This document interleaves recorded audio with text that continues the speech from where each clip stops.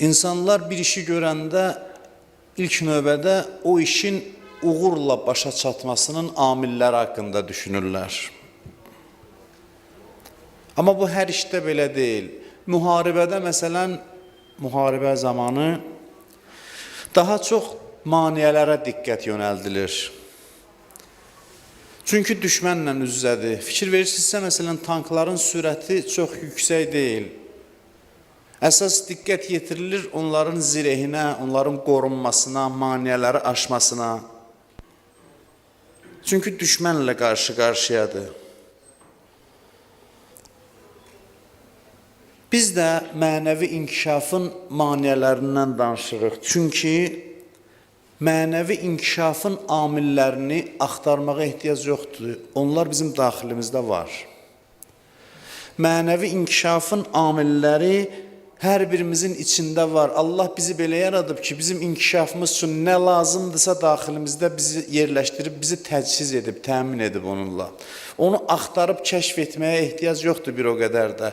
Bizim daxilimizdə bizim mənəvi inkişafımıza lazım olan hər şeyi Allah müəyyən edib. Biz əliboş dünyaya gəlmirik. Biz bir boş qab kimi dünyaya gəlmirik.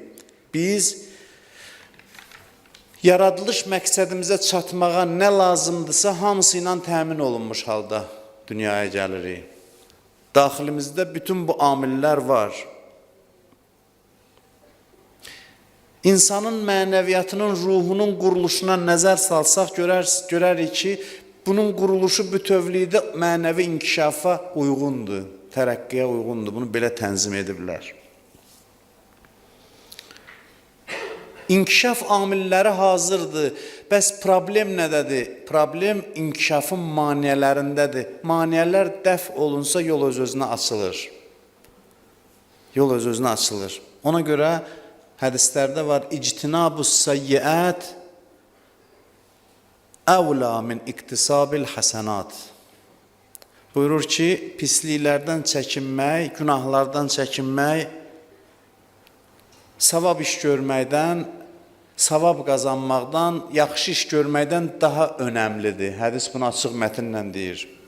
Günahdan çəkinmək, yaxşı əməl etməkdən daha önəmlidir. Hədisdə var, ciddu və ictəhidu, çalışın və səy edin. Və in ləm ya'məlu fələ tə'sav. Buyurur ki, amma əməl edə bilməsəniz də günah eləməyin. Ən çox diqqəti günahın tərkinə yönəldin. Ən çox diqqəti ona yönəldin.